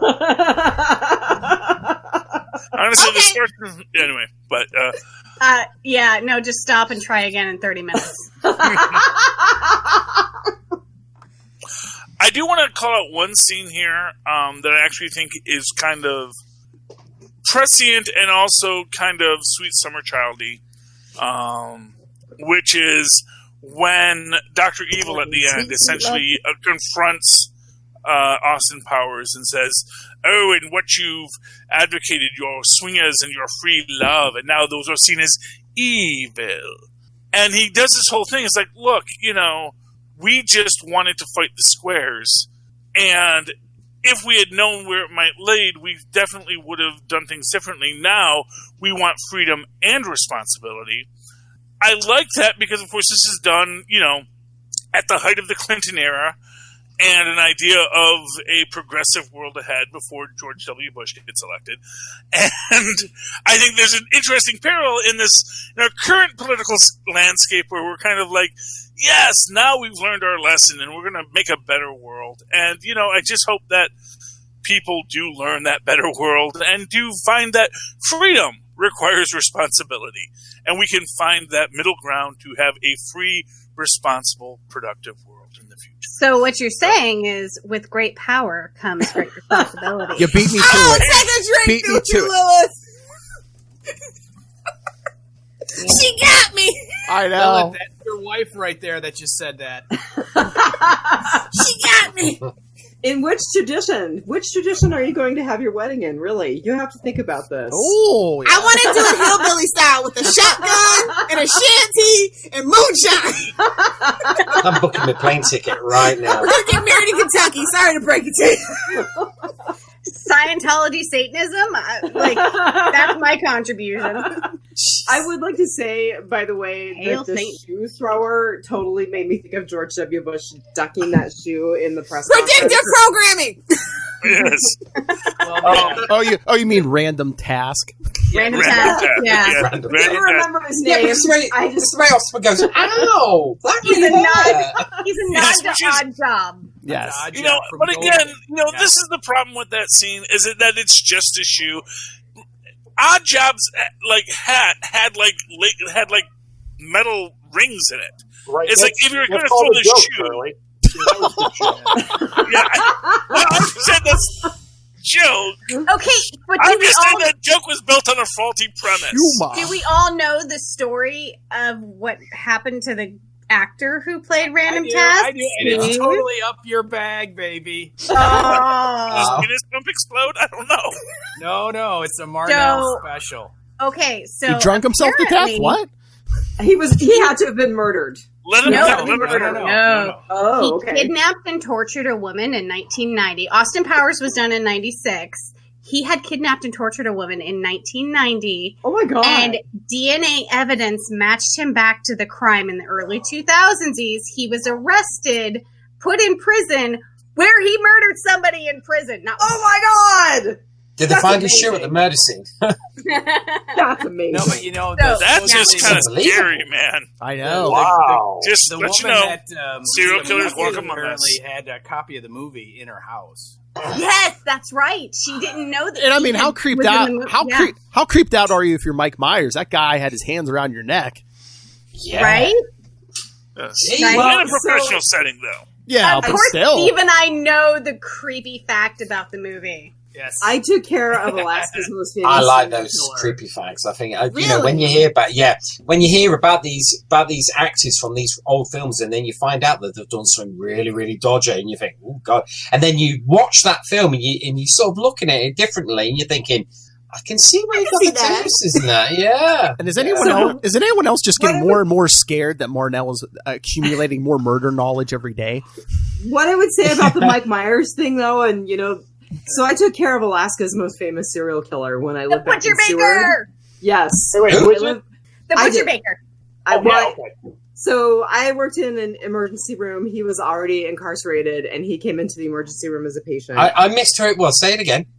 His name is Robert Hansen, and he kidnapped and took prostitutes out in his private plane and then hunted them like animals back in the 70s and 80s. There was a movie called On Frozen Ground that was made about Yeah. Yeah. Okay. So this is the guy who had the pig farm then. Yeah, no. No, that's the guy. He just disposed of the bodies. But anyway, so the thing is, I took care of him. I was completely freaked out. I went home. My soon-to-be ex-husband, who was a prison guard at the time, looked at me and said, "Why were you freaked out? You're not his type." So I would say the same thing to Mike Myers. You're not freaked out. Why are you freaked out? You're not his type. Yeah. God. Talking about mass murderers, one died today in England, and he was a mass murderer. Yeah, the Yorkshire Ripper. He died of COVID. Yeah. Oh, wow. Died Thank you, of COVID. COVID. The one good thing. Yeah. He spent 40 years in isolation and still died of COVID. Wow. It was probably MRSA. They just don't want to tell you. That's what you really get in prison. Well, you know. Well, Alaska's biggest hospital just ordered a mobile morgue. Oh, yikes. God. So I told my sister last night that if I end up in the mobile morgue, she gets to hunt down my new medical assistant. Yeah. Because this is her fault. She has the knowledge. She does. And there are so many places to dispose of a body in Alaska. Oh, yeah. Allegedly. Not to be rude, but do you really need a mobile morgue in Alaska? So because the whole thing The land's more protected than the people. The bears are still active. And with global warming, we have these Yeah. horrible freeze-thaw cycles. Yeah. So Oh, yeah, we freeze kind thaw. of do. Yeah. I was going to say, it's like, here we need, because, my wife works in hospitals, so she knows all about mobile morgues. But it's like, that's because we need the reefer trucks. But it's like, I will say, adding to Marnell's base of knowledge, sled dogs, if you cook it in a cook pot, will eat anything. of course, Well, cut the face off. Most people would too. I'm going to start taking these notes down because this is good. This is good Okay, stuff. so something more my line of knowledge. I want to talk about the gun he uses. It's an acronym. It wasn't made for that time. Really? Well, which time? The 60s? It was a year late. Maybe It was the same gun, wasn't it? Well, That was for the American market, so it was like abolished. I was just like, they say it's the same James Bond gun, but it's not. It's just off by a year. It's little different things you can notice. Yeah. Okay, but maybe he got an early model because he was the he did the special product secret testing. agent. Mm-hmm. He did the product Nobody wants to test American guns. They're not good. I was gonna say, yeah. Don't See, ever but be the Austin best doesn't even person use his for a gun. He gun. just does judo chops. So, of course, fine, I don't trust the gun. Yeah, baby, I'll trust the gun. That sounds like fun. Headcanon it, Lilith. Headcanon it. Get your no prize. Not when it comes to guns. No headcanon allowed. I know. It's my passion. They did the whole X-Men Days of Future Past. The second movie with the time travel covered all the anachronisms from the first one. Exactly. I thought that was kind of funny, actually. And actually, as Basil said in the second movie, don't think too hard about it. Yeah. That's what they said funny about enough, the penis pump too. for the second, didn't they? Yeah, for the second film, they actually filmed a special teaser that reflected like a sequel to Return of the Jedi. Yes, it was an with the amazing Emperor's one. chair. And it's something like, if there's one film you've got to see the chair, and you see the chair, and he goes, "Well, you're expecting someone?" Yeah, well, you hear the breathing, and you see the chair and everything, and then it turns around. Yeah. You're expecting someone else. Yeah, Yeah. yeah. Amazing. That was specially filmed for a teaser, wasn't it? Especially Yeah. filmed. Okay, foreshadowing. Favorite foreshadowing. Austin's glasses are modeled after the ones worn by Michael Caine's character, Harry Palmer, from the Ipcrest file. Yeah. Just saying, I like that. It might have been coincidental, but I'm just going to say foreshadowing. I like think- Speaking English. I'll go with foreshadowing. I think that was such perfect casting in the third movie. I think that was like Mike Myers' dream. He probably saw those glasses, was like, those have to be the ones. And then getting Michael Caine in the third movie had to be like a dream come true. And Michael Caine wears the actual glasses he wore in those movies. Oh, did he? Yeah. Easy peasy lemon squeezy. That's because the glasses that he wore are actually his prescription glasses. Oh, in really? real life. Yeah. That makes sense. That's why he wears them. When you see him in all these films where he's not got the glasses on, he's wearing contact lenses, or he's got none in, and he has to keep reading stuff and doing his lines. Do you Or think just he the wore old- those in Jaws the 3? cards. That's what I want to know. Jaws 3. See, I stopped at Jaws 2, the good one. Oh. How was that the good one when it's not even in 3D? I was going to say, yeah, Josh the 3D one. I watched that in 3D. I did. Yeah, I Jaws paid 3 is awful. money to see that in 3D. I loved that in 3D, man. The hands floating there, that was the coolest shot in any film. That's right there. It's And early plus you in. can recreate that bit with a shark coming towards you with a plastic shark. All right. It was- Enough with fake sharks. Okay, Marnell, how many real people have been killed by sharks in 2020? Yeah, because we couldn't get we couldn't get sharks. I don't see 3D anyway. Oh. Sad, isn't it? No, Yep. do you have Did like you a... get LASIK? It's because mine and Diane's brother hit me in the head when I was little with nunchucks. I have a scar right here. Oh, that really hurt, baby. And You really did. so remember you one telling of this my story. eyes looks in a slightly different direction than the other. You can't see it unless I point it out. But my brain has turned that eye off to the point so that I don't see double vision. Ah. You lazy-eyed creep. I'm going to have enough now, baby. Sisters are mean. I'm glad I'm an only child. Same here. I wondered why you were looking at Phil and me at the same time. Why did your eye drift over to my box? Wait, where's the You're gonna leave my wife alone, sir. I was gonna say that's the new podcast. That's actually the alcohol, but that's the lazy eye. That's the new podcast, Lilith and her cross-eyed bride. I'll put that on. Band name. That's a Patreon special. I can't censor myself that much. If you guys want to make that show, I'll put it on. Why were you looking at other women? I can't help it.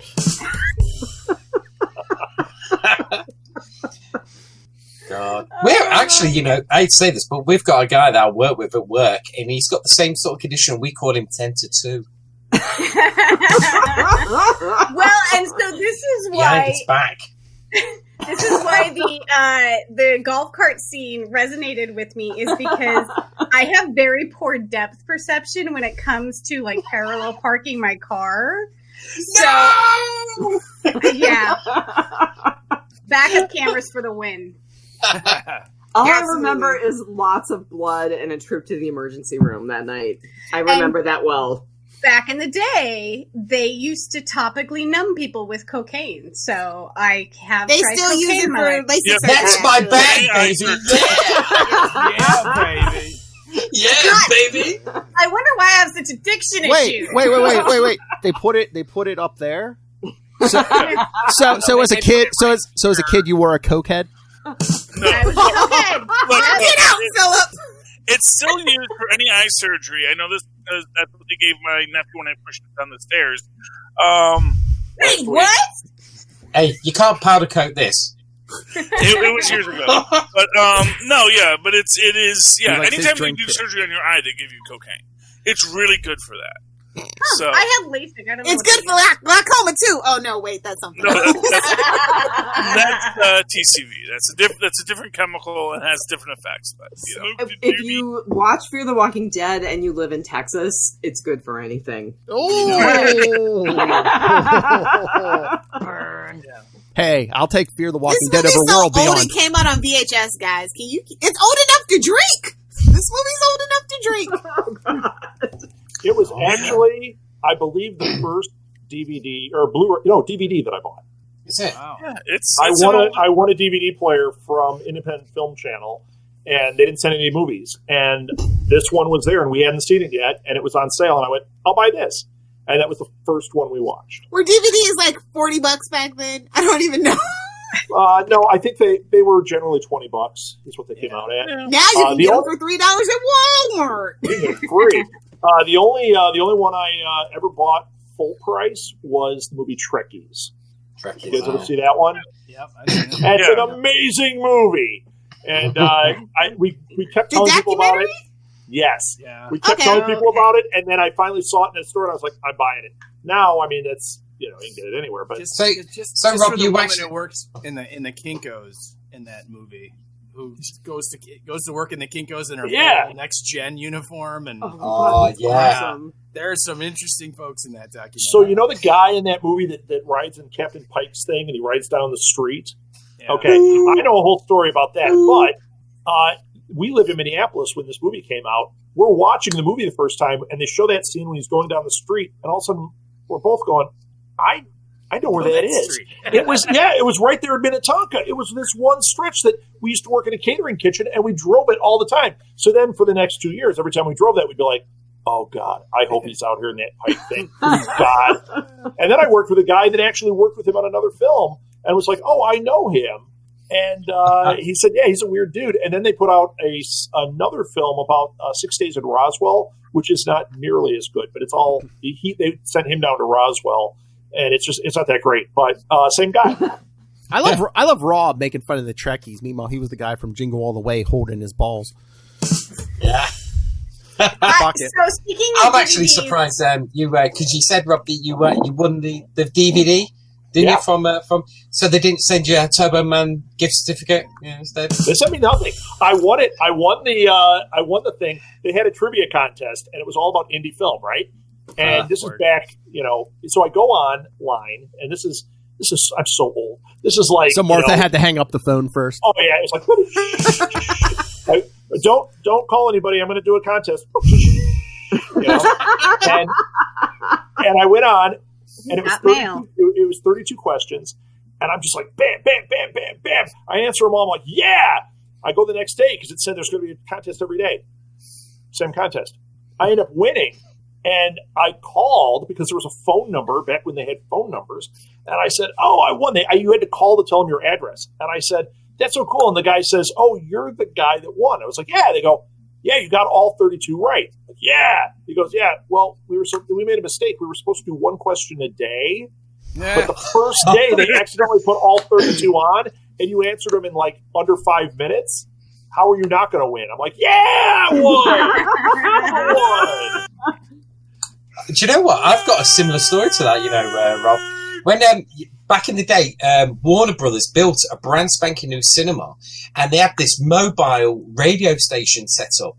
And I walked down because it was near where I lived at the time, and I took the notes, the number on top of the building, and I tuned in the radio. And then they started doing competitions a day. I kept phoning in, and I kept winning. In the end, they were going, is that Jamie Burns? I was like, yeah. And they went, look, you've won the jacket, you've won the tickets. Can you think of someone else? And I went, I'm John Burns, my brother. Then I was like, Edwin Jolly, my mate. I won so many things on that show that I even won tickets to the premiere of Batman and Robin because they had that. I'm sorry. I'm sorry. It was cool at the time. At the time, Meridian.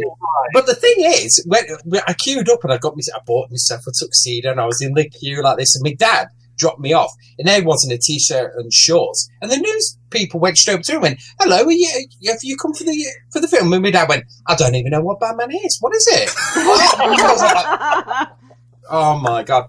And when we went into the theatre for the showing, as soon as the title started, Val Kilmer just got up and just left. He just left. In the moment the title started, gone. I was like, well, I've done my obligation, sir. I'm going there. I was like, what the hell is this? Here's your tickets. Well, you want to know some interesting box office facts? Is that in the UK, it actually didn't do well. The Full Monty beat it out at the actual box office. It only went on to become a huge seller on DVD. It is a good film. Full Monty is. Yeah, I like the Full Monty as well. Apparently, this was released in the UK around the time that Princess Diana died. Yeah. And so there was a reference in the movie about like kidnapping Diana or something like that. No, it was that Prince Charles would have it. Blackmail. That's what it was. Blackmail. Yeah. Yeah. And in the Full Monty, there is a reference to Swedish penis bumps. As it should be. I told you, he's the expert now. That movie makes more sense. He's the expert now. Charlie. Well done. Yeah, actually, super connected. When Austin Powers was released in England, the Prince Charles Lady Di scene was cut from the British release because it was so close to what had happened to her. So, Jamie, what did they call the spy who shagged me over there? They couldn't use shagged, right? Yeah, that's what they called it. Did they? That's like old terminology. Oh, absolutely. Yeah, it's free love here, baby. Free love. We love all that kind of thing. Titles only get changed when there's like, do they understand them or not? No, we understood it. They're slinging. I'm going when I get my COVID vaccine. They're slinging the C word over there like they're Dianne. I mean, come on. I heard that. I heard episode 3. Reason to live in England. If it wasn't so cloudy and small and the skyscrapers look so weird, I would live in London. Okay, Goldilocks. It's too cold over here. It's too foggy over here. It's not like Mary Poppins over here, I'll tell you that now. It's nothing like that. I just want to say Charlie Esser wins a complimentary copy of the Guide to Getting It On. I'm on eBay now looking to buy Look for it in the mail. How's he supposed to read that with only one free hand? And you get 2 free tickets to Batman and Robin. Congratulations. Both of those you need to sanitize before use. Wait, were you saying that to me or to Steve? I couldn't tell when you were looking. Charlie. So you're going to leave my wife alone? Okay, who was everybody's favorite character in the movie? A lot of vagina. No, who was your favorite character? A lot of vagina is really Honestly, an underutilized character. I really wanted more from her. I wanted her to actually even be a little bit more proactive in the scene with Austin. You know, I understand he is an international man of mystery. What more could she have I was done? waiting for him to die when he drank the sake. Yeah, she wasn't a very deep character. To me, baby. She had so much into that. potential. That's my thing. But yeah, just I like heard the what you blonde did there, girl, Rob she was Southgate. very unutilized. Like, I don't feel like they went in deep enough. A lot of vagina unutilized. Yeah, sadly ignored. For me, I would say Dr. Evil, just because Dr. Evil's the greatest thing until Mini-Me shows up. Yep. Once Mini-Me shows up, he's a little overshadowed, but yeah. Oh, R.I.P. to Vern Troyer. I have a funny story about Vern Troyer. Of course you did. So it's in his film, is it? Because he had one of those machines, but a really small one. Yeah, really small, yeah. But it had to connect to the skin, according to Charlie. No, I'm kidding. So we went to a Comic-Con way back, right when we started the network. And I mean, right when we started. I don't even know if we were a network yet. And I had Martha and Molly, and we walked up, and Nicholas Lay, who played Krychek on X-Files, was there. And Martha's a huge X-Files, so we went up to talk to him. She stood there like, and I talked to him. We're having this chat. That's the reason we did the Killing podcast, because he was on that. And he was like, oh, you should do a podcast about that. The whole time I'm having this conversation with Nicholas Lay, in the booth next to us is Vern Troyer. And Molly, who was like 7, this little Molly, is standing there like a slack-jawed yokel staring at Vern Troyer. And he's just like looking at her uncomfortably, and she's just like full-on slack-jaw. So yeah, that's our little brush with Vern Troyer. Did you know I have Vern a very Troyer cool was? miniature no of Dr. idea. Evil and Mini-Me somewhere around here. Well, It's we pretty can't- cool. I didn't know can't they had toys. I was just stumbled across it. Like, we can't see you like anyway. last year. We can't see you anyway. Yeah. He has the Fine. best. Enjoy sight the gag. angry void. He has the best sight gag in like either the second or the third movie where he's holding the apple behind the screen. Yeah. Oh, Yeah. yeah. Yeah, Yeah. baby's It's arm like a holding baby's an arm apple. holding an apple. Yes, indeed. So I'm going to have to bail. Let me do my plugs really quick. Because you had me longer than an hour, Phil. You win. Yeah, it's because you sat there all quiet waiting for us to end, right, Rob? No, I'm going to just do a couple Here, plugs wait. Before you go, let me pick up all these names you dropped. Want me to keep going? I've got more. No, guys. Okay. I'm just so, thinking that's what Phil's wife said. You had me longer for an hour. You win. Phil, when does this come out? When does this one come out? The last week of December. So the gift guides will already be done. Thanks a lot, Phil. But we do have gift We guides. tricked them. We'll keep them on the website. So if you want to see the fun stuff that our various shows have picked as great gifts, all of our shows, or most of our shows, have them. Just go to southgatemediagroup.com and you can find them there, or from any of the Facebook pages for any of our great shows we have on here, including the Real Housewives of Alaska. Merch They- from TST. Yeah, and Practical merch. Capes Real and fake. Sidekicks both have their own gift guides. Charlie, you don't know it, but I'm making one for Enough Said. Penis pump. We've got Jamie, you've got it for Ghost Heads, which is amazing. I added a couple of elements to yours, and you have for Radio Free Indoors. So there's just lots and lots of fun gifts. On top of that, how many on here are just you, Phil, are in the book Pod Life, which is behind Phil right now? Dianne you guys Marnell. did it. Dianne Yes, Marnell. Dianne and Marnell are in it. I forgot, guys. So Pod Life is still available, and you can find links on the gift guides. I snuck it in. And we are working on Pod Life 2. And an audiobook for the lazy. And an audiobook with the actual podcasters. Hopefully, it's like wrangling cats with you guys, but hopefully... Will there be we'll a able to black get and white everything movie? I was just going to ask that. What was that? Yeah. What was- So I maintain that watching the black and white movie of a version of a movie is like reading the book. It's the same, basically the same thing. So we're hoping for a black and white movie of Pod Life. I'm all about it. We'll make a Kevin Well, Smith-style actually- movie. If we get our dream, Pod Life 3 will actually have a documentary attached to it. Big spoiler for this. So, Post-COVID. yeah, so there we go. I just plugged those couple of things, but we've got all these shows, and I do a show called Alley Chats, where I interview comic book creators and artists and writers and musicians and podcasters and all sorts of stuff. So check it out. It's called Alley Chats. It pops up behind Phil there every once in a while, and it's a lot of fun. And I just had the interview, one of my bucket list interviews for that show. Nobody else here is going to care. Well, maybe. I interviewed Peter Bagg. Anyone know who he is? It's not my bag. Crickets.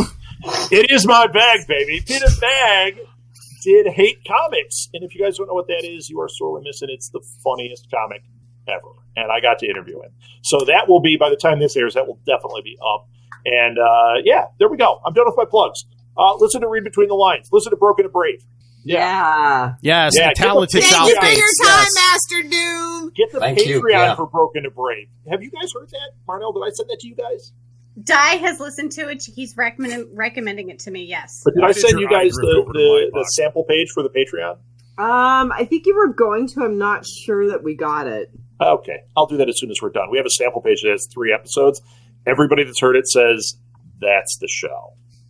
Because it's like an hour of Martha and I being jackasses or crying. Don't say that about Martha. Yeah, So, Martha's... honest to God, Why'd you say that name? I will write down Broken to Brave as a podcast for some of my patients to listen to. Please do. Tell It's- Martha that. It is literally... sorry, guys. It's the thing I'm the most proud of with our network. And that's saying a lot. And it 'cause should be. I am proud of every show we have on here. All you guys are awesome. And Steve. And... you know what? You're in, Steve. Oh, But yeah, Broken to Brave is, I mean, I'm going to start crying. This is one of those stupid things, like when we talk about Women in Podcasting Festival, I start getting all weepy. So I'm going to go before that happens. But please let me get I will send you audio. guys those links because you will. Tell the gals we said hey. Yeah. I will. Thank you guys. Everybody, you were awesome. Yeah. Thank you. And Master. for everybody but Jamie, happy Thanksgiving. Jamie, I know you guys, you bastards don't care at all. Do you? No, but I do love turkey. Okay. Love Turkey to you, Jamie. Yeah, love it. All right, peace out. See you later. No, those are great shows. I recommend 2 out of 3 Southgates. And who didn't do their favorite character? Oh, me. I didn't do mine. I have to say my favourite character is Mustafa Will Farrell, because when he goes down, he's like, I'm still here. I'm burning. Then he goes, burned.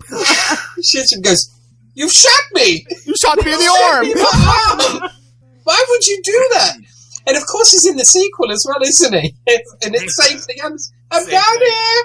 My leg is broken. I'm I'm going to to try apply and a stand up. tourniquet. As is How number quotable is this movie? Like, ugh. Good. Oh man, so good. It's just so good. And of course, William Wagner.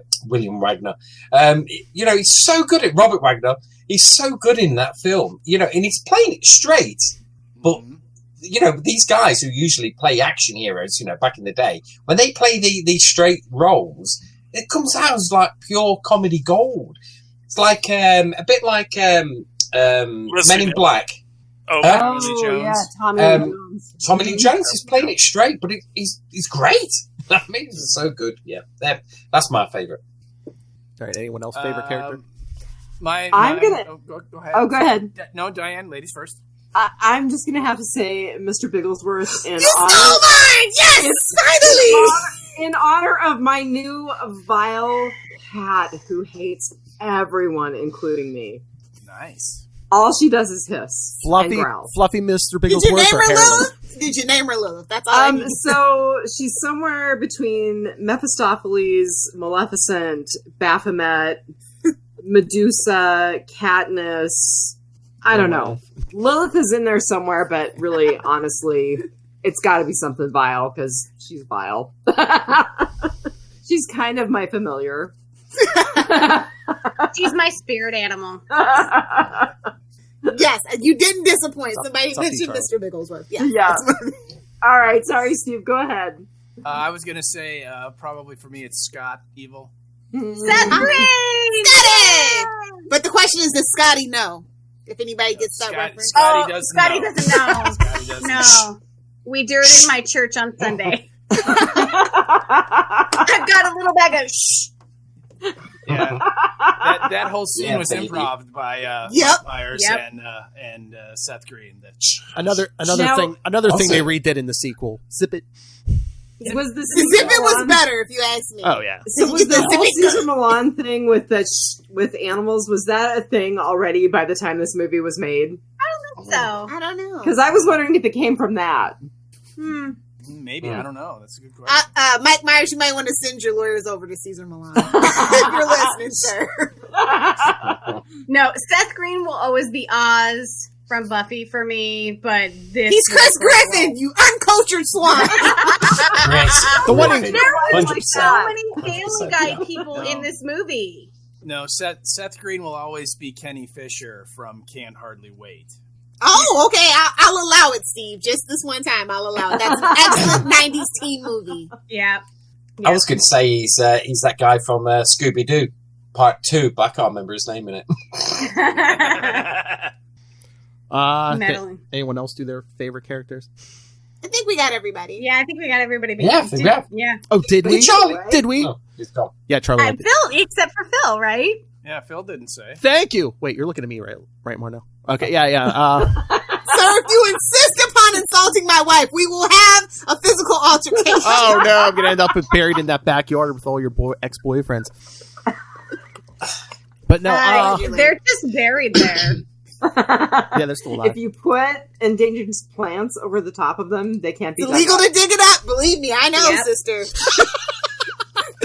I mean, it's already been said, but in this movie, I think Dr. Evil's probably my favorite. Yeah, it's pretty groovy. Probably gets most of the comedic. I love that Austin Powers played both the hero and the villain in the movie. I love it. Oh, no, that's the next one where he's like, I'm your father, right? Because it's like, wait, really? No. Well, in the third one, he turns out to be his brother, Dougie. So Yeah, exactly. Which I don't believe. It's all a lie. I'm sorry, it's a lie. I see the resemblance. Would you say that foreshadowed not Spectre when the guy turned around and said, I'm his James Bond's brother, and I went, oh god. Well, yeah, but exactly. Same thing though, isn't it? In this so one, they though, must have watched that and gone, yeah. Dr. Evil was like, we're more alike than you know, Austin Powers. They're clones. That's the only acceptable 90s thing. They're clones. They're not brothers. They're clones. Yeah. It's always clones. Always clones. Attack of the Clones. Send in the clones.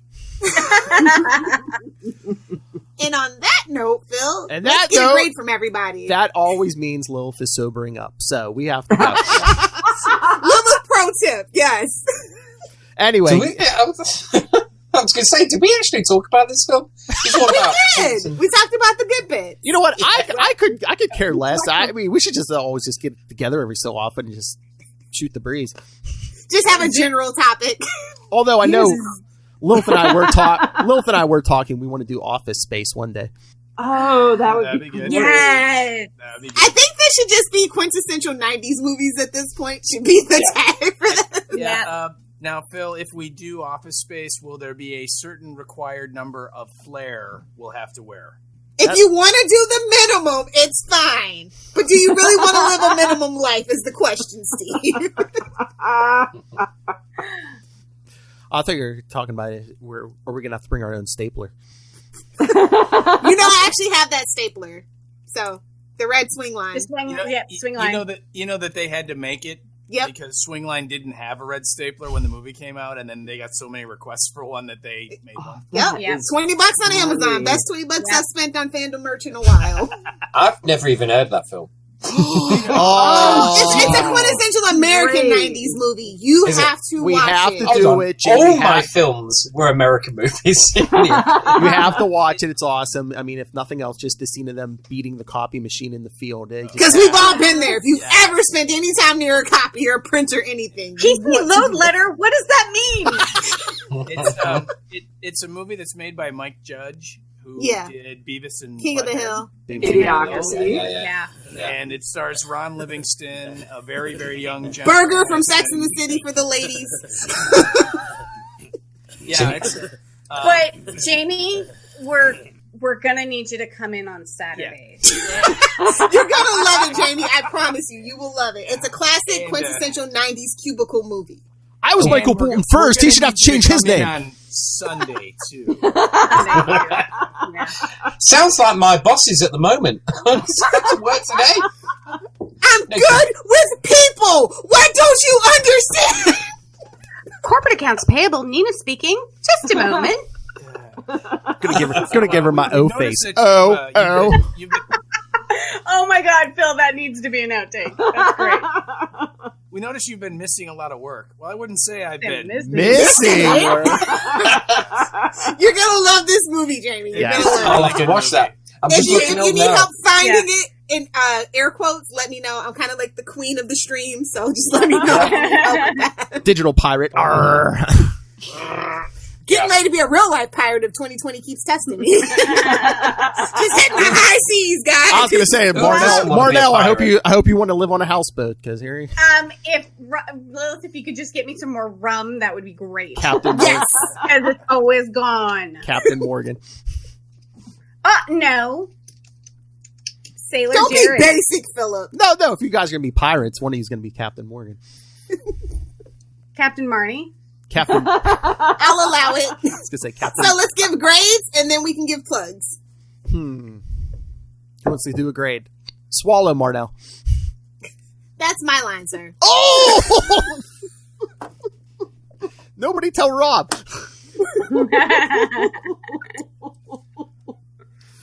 All right, come on, someone throw out a grade. B. I liked the second one better than the first one. I'm gonna say B. Yeah, that's Solid the thing. B. That's what I was gonna say. It's hard to like compare now that we've seen all three. Yeah. Actually, I would give this one. I would give it an A because, and we didn't really talk about it extensively, but with all of the references to the earlier James Bond and other spy movies like Our Man Flynn and things like that. Like Flynn. Adamant, lives. Yeah. That was a big inspiration. Yep. Yeah, Adamant. Yeah, right. That was the whole Frozen and then brought back into to 1967. Yeah. Yeah. So yeah, like when Dr. Evil's wearing the plastic outfit with the helmet, a total lift from Dr. No. If you remember, that movie, and so I really liked that. I liked how this was really the first one to do it, and as we kind of pointed out, the other two films, while they're funny, they're really pretty much just recycling what we see in this movie, just doing it a little bit differently, So I kind of like the originality, the fact we hadn't seen it before. So I give it an A. Oh, all right, Jamie, what did you give this? Well, I would give it a good, a solid. Wow, man! I'll put it as a B. I would give it a good B. Because it's in the bag. But it's one of those films that you put it on. I had it here, and I was watching it, and I was chuckling along with it. And one of my favourite scenes, Rob actually said was one of his favourite scenes, was with the little golf cart going around. That always springs to mind. There's so many gags in it. Even like, do you know when Dr. Evil was in that meeting with all the other guys, with his son, that's like an AA meeting. Group therapy. Yeah, group therapy. Yeah. When Dr. Evil's like sitting there looking at people, there's a guy who says his story. It was the way he's looking at him like, You know what I mean? I was thinking, those slight things I like look up, and it's great. Plus, it's just Cat in the Hat without the suit. That's what it is. You know what I mean? It definitely is. So yeah, solid B. I like it. It's great. It's great, baby. Great. Jamie, I liquidated the group. They were insolent. Insolent. Yes. Consequent. No, I can't even say it. My childhood was inconsequential. I love that whole dialogue. I love that whole dialogue. That whole monologue was My mother was a 15-year-old French prostitute. I'd love to see I would love to see outtakes for this film, especially with guys like Mike Myers and Robin Williams and stuff like that. Sometimes the outtakes would make a movie. Right. And I bet you there's so much in this movie that are great. If he's still strapped for cash, we could probably just hit him up on Twitter like, hey, you should make a special edition bloopers wheel for the Austin Powers. Do you know we should get him on? Because we're all sitting at home doing nothing now. He might have a podcast like every celebrity ever right now. God, wouldn't that be a good? Rob has them on speed dial. They're like this. I know. Hey, yeah. We're setting up a comedy troupe. Rob has half the Hollywood. What about you, Diane? Yeah. You don't know me, but you know Rob. Yeah. Get him on. So I'm going to give it an A, and I'm going to give it an A for 2 reasons. Selfishly, because it made me laugh, and it's been a lousy couple of weeks, so something that made me laugh has been... I'm grateful for it. Good. Also, because all of the 60s mod stuff, that was so much fun. Like the opening scene where Austin Powers is dancing with everybody as they're walking down the street. Those are just great scenes. Yeah, and copied. You know what I mean? It's been copied since then on many. My shows. cheerleading team actually copied for one of our opening routines for it was like some basketball game or something. We actually copied that opening scene. That's awesome. Yes, she was a cheerleader. I made them do it. I was like, we're doing this. I'm sorry. We're just gonna have to deal with it. Oh, it is Nostalgia Goggles On is definitely a solid A+. Nostalgia Glasses Off, just in general, of being a good, fun movie, it's a B+. Because, like I said, it's great to start the franchise, but the second movie is the best movie in the trilogy, hands down. Yeah. Yeah, I mean, it was... I had fun with it today. It was very funny. I think the second and third ones I'll always love better, but I mean, it's still like a good, solid comedy. I think I'd have to give it... I don't want to do better than Wayne's World, which threw me off. Yeah. Because I remember liking Wayne's World a lot more, but now Austin Powers has stood the test of time a little bit. Oh, yeah. I mean, I still give this 4 out of 5 Charlie Esser penis pumps. Swedish penis pumps! Charlie Esser penis pumps. That Swedish craftsmanship, like IKEA. Whoa. No. I swear to God. IKEA's not real wood. Someone needs to send me Charlie's address because I'm sending him that book. I am not kidding you. I will do it because I was planning on mailing out Christmas cards. I'll get his address, and when I get it, I'll give it to you. Yes. Do it. It's one of my favorite books anyway. Anybody who has a sex life, not that I have one, needs that book. But and I thought Dianne was going to go Oprah on us. She's like, you get a penis pump. You get a penis pump. No, but you may all need a copy of the guide to getting it on because it is the best sex book out there. I could Photoshop it so it's got Charlie's face on it. Oh, Charlie Esser's guide to getting it on. Get it on a Christmas card. Put it on a book cover. Yeah, that is awesome. No, I'm not kidding. I'm sending him that book, so get me his address. I will. All right. So let's do some plugs. Lil for sober. All right. Let's start with Steve. Steve, where can people find Aim for the Head? Aim for the Head lives wherever your podcasts can be found, which would be all the normal places. You're on camera, Nick. Hey, look at that. I'm wrapping Christmas presents. I'm looking for boxes. Guess Jamie's not getting any now. Ooh. So anyway, Aim for the Head. You can find it wherever podcasts are on iTunes, Lisbon, all those kind of places. So give us a listen when we're not covering Walking Dead. We talk about other movies and stuff kind of like this. So it's good stuff. And we love Aim for the Head. Yes. We love you guys too. The motto all the females on this podcast live their life by: Aim for the Head. Actually, the quickest way to the man's heart is through the 5th and 6th intercostal rib die. Yeah. It's kind of a tight fit. It's better if you just go right up under the sternum. Okay, yeah. Life pro tip. I'm just seeing for the ladies, for the dating single ladies. Life pro tip. I'm just seeing a throuple here. That's all I'm saying. All I know is my exposure to the Alaskan housewives is I'm never going to get these girls angry because I just will be gone. It's a good thing we're happy drunks. Well, you're everything drunk, aren't you, Marnell? All right. I don't know what I am sober, so sure. Whatever you were at 12. Okay. All right, Jamie, where can people find you and your shows? Right. You can find me on 2 podcasts. One is Radio Free Endor. At the moment, we're going through the Mandalorian series, episode by episode, with my son, Christopher, who's at the moment editing nightmare because he sounds like he's a robot. I have to keep editing out the little gaps in between. After that, he loves speaking like William Shatner. And Right, but yeah, we get through it. It's fun, I must admit. So Radio Free Endo, that we're doing a weekly one at the moment, and as soon as that packs up, and then all we've got to do is look out for more Disney. It'll be monthly. But and in the meantime, I'm also doing a Ghostbusters podcast, Ghost Heads UK. And my email address is ghostheadsuk@gmail.com and radiofreeendo@gmail.com. And on Twitter, I am at Jamie_R_Burns. Look at that. I have to read my own name then.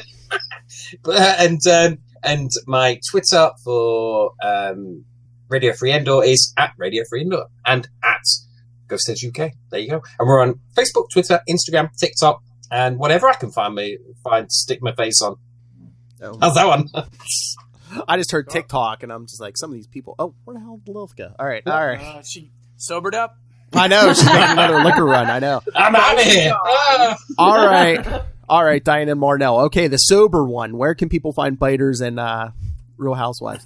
All right, so you can find us on Facebook. That's the easiest place to find us. We are very proud of the Real Housewives of Alaska. We're having tons of fun with it. We're kind of trying to figure out where we're going to go with Biters since they're ending early. Fear the Walking Dead. But yes, Facebook is the best place to find us. Obviously, I have to figure out the Biter Twitter. I'm not even going to tell you the string of numbers that Twitter generated for the Real Housewives. You can change that.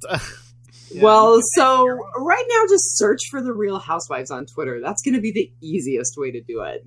But is that based off a TV show? Is that the Real Housewives of Alaska? Is that a TV show? So there's a whole American series, the Real Housewives of New Jersey, the Real Housewives of... But Marnell decided that we are the Real Housewives of Alaska. I was just thought you're just doing a podcast about rich, unemployed people. No, actually, we are doing a podcast about socially important movies. And neither of us are really housewives anymore, but we are Alaskan and we are real, so, I mean, maybe if I marry Lilith. House husbands. Yes, there we go. All right, so you can find Capes and Lunatics. Well, email us anything you heard here today. If you want to know about penis pumps, email us, capesandlunatics@gmail.com. I'll send you to Charlie Esser. Or call the voicemail 614-382-2737. That's 614-38-CAPES. Find all our social media, links to our YouTube channel where you can watch this video, links to merchandise, links to everything, all in one convenient place. That's Linktree, linktr.ee/capesandlunatics. And gonna sound like Rob Southgate. Please support the sponsors, Tweaked Audio or Hunt a Killer. Use the code Southgate for both of those for a discount. And Rob already mentioned Pod Life, the book, Volume 1. You have three people in that book right here. So get that in digital or paperback, audio version coming soon. Not me. No. Hey, Volume 2's coming, man. And you heard Robbie wants to do a Volume 3. Anyway, so yes, and when you go for that and all your holiday shopping, use the code for Southgate Media Group right down there in the show notes. Help us support this show, the network, and Rob, I know everyone, Master Doom Southgate. Make it rain. Make it rain. So says Master Doom. I got time. Please kick me in the pants. Why did your eye drift over to my box? Dianne, I don't know what you're laughing about. Sliding down poles. That's what I'm laughing about, man. Oh, well, Marnell's got 2. She's ahead of you now. Hail Satan. Hail Satan. I really, really like Hooters. I do. Hey, we're not here to judge. All right. Can't believe Lilith left me in the lurch here. All right, everyone. For another week, well, we have been your Capes. Charlie Esser goes ampersand. And, of course, Lilith gets the Lunatics part. And Lunatics. There you go. Steve, did you give a shout-out for yours? They did. Yeah, here's the first now. one. Oh, you both on the same one? Ah, right. Gotcha. And you can find Charlie Esser at superconnectivityblog@gmail.com. Lilith Hellfire at Lilith Hellfire. On the Instagram, she's at Lilith Hellfire 86, and she has at Lilith Hellfire 69. And she's on TikTok. And she's on TikTok with her wife. Oh. Okay. Don't give me that eye. Don't give me that eye, Marnell. How do you get on TikTok? I thought it's all banned in the US now. Is it banned? Oh, You threw that guy out.